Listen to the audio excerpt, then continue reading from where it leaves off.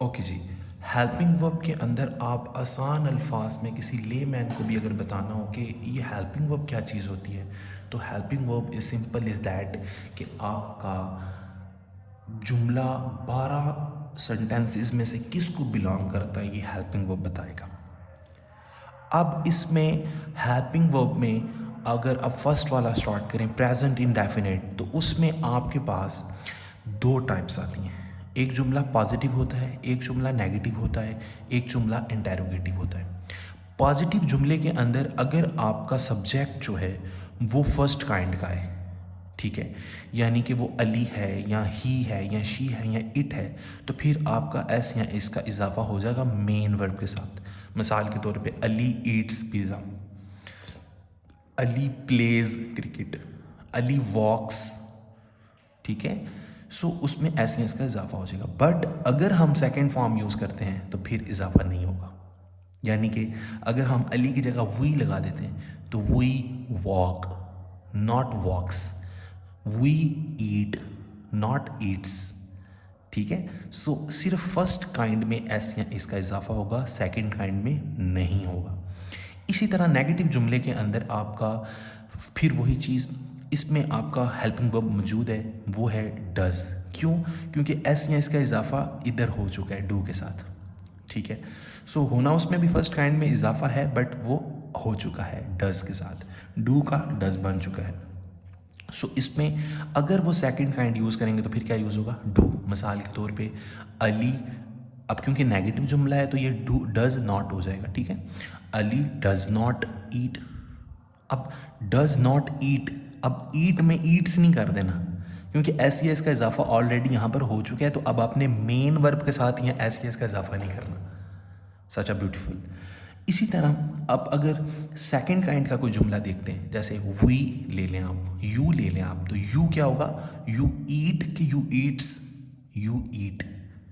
इसी तरह you walk कि यू वॉक्स, यू वॉक, क्योंकि सेकंड काइंड है, सेकंड काइंड में एस एस का इजाफा नहीं होता। और नेगेटिव जुमला इसका बनाए, you do not walk, does नहीं आएगा, you do not walk, you do not eat, you do not drink.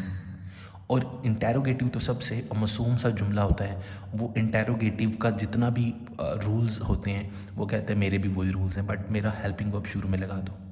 यानी कि Ali eats, Ali does not eat, तो इसका बन जाएगा does Ali eat. Ali does not walk, does Ali walk.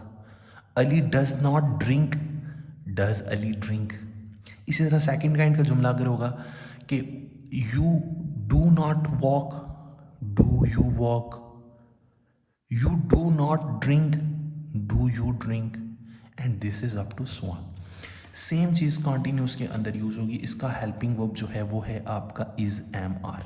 Is आपका लगता है फर्स्ट काइंड के साथ, एम आपका लगता है आई के साथ, और आर लगता है सेकंड काइंड के साथ। यानी कि Ali is, you are, we are, they are, Ali and Usama plural, और ही आर, ही आर नहीं sorry, he is, she is, it is, chair is, fan is. यानी कि जितने सिंगुलर्स हैं फर्स्ट काइंड वाले हैं उनके साथ इज आता है। और नेगेटिव जो है वो मासूम सा जुमला, जस्ट उसके साथ नॉट लगा दें। यानी कि अली इज़ वॉकिंग, अली चल रहा है, तो नेगेटिव क्या होगा? Ali is not walking. इसी तरह एम का जुमला आई एम वॉकिंग, तो नेगेटिव होगा आई एम नॉट वॉकिंग। और का we are walking, we are not walking. और इंटेरोगेटिव फिर वही मासूम सा जुमला, वो कहेगा बस मेरा हेल्पिंग वर्ब शुरू में लगा दो। तो is Ali walking, is Ali drinking, ठीक है। इसमें आपका मेन वर्ब कौन सा, क्योंकि कॉन्टिन्यूस है तो कॉन्टिन्यूस में कौन सा मेन वर्ब लगता है? आईएनजी, तो इसमें आईएनजी फॉर्म लगती है, ठीक है। एम में क्या आ जाएगा? एम आई वॉकिंग, एम आई ड्रिंकिंग, क्या मैं पानी पीता हूँ। और की क्या आ जाएगी? और वी प्लेइंग, और वी ड्रिंकिंग, और we eating, and up to swan. और परफेक्ट का मतलब है काम हो चुका है, और परफेक्ट में कौन सी फॉर्म लगती है? थर्ड। इसका हेल्पिंग वर्ब कौन है? हैज़ और हैव। और हैज़ किसके साथ लगता है? फर्स्ट काइंड के साथ, और हैव बाकी जितने बच गए सेकंड काइंड के साथ।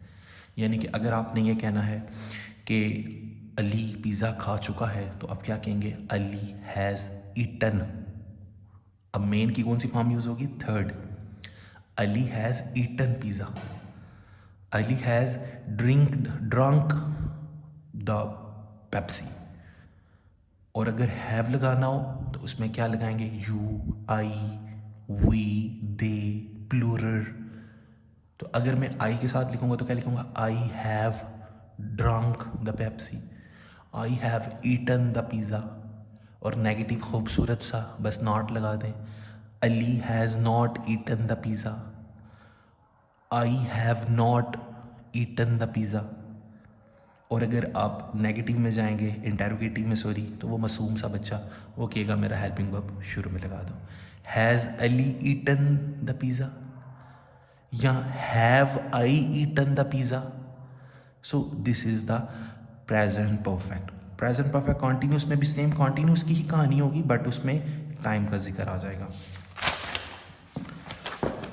और उसका हेल्पिंग वर्ब कौन है? उसका हेल्पिंग वर्ब है हैज़ बीन, हैव बीन।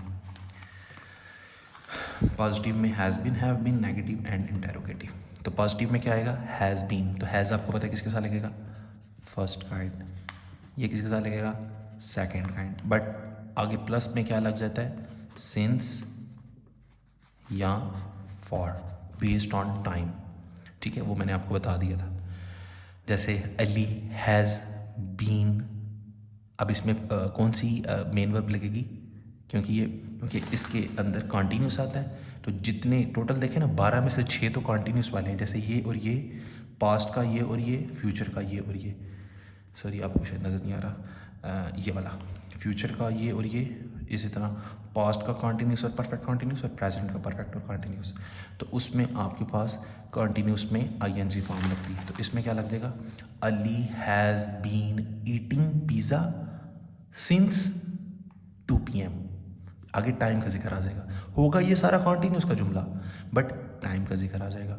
और नॉट कितना खूबसूरत है, Ali has not been eating pizza since 2 PM। Ali has been eating pizza since 2 PM। और हैव में क्या आ जाएगा? I, we, they. ठीक है, तो उसमें आई अगर ले लें, I have been eating pizza since 2 PM। और अगर फॉर यूज़ करना हो, I have been eating pizza for 2 hour या फॉर 20 मिनट। कौन से 20 मिनट पता ही नहीं है, 20 मिनट से अली पिज़्ज़ा खा रहा है। ठीक हो गया, ये आपके हो गए प्रेजेंट के 4 जुमले।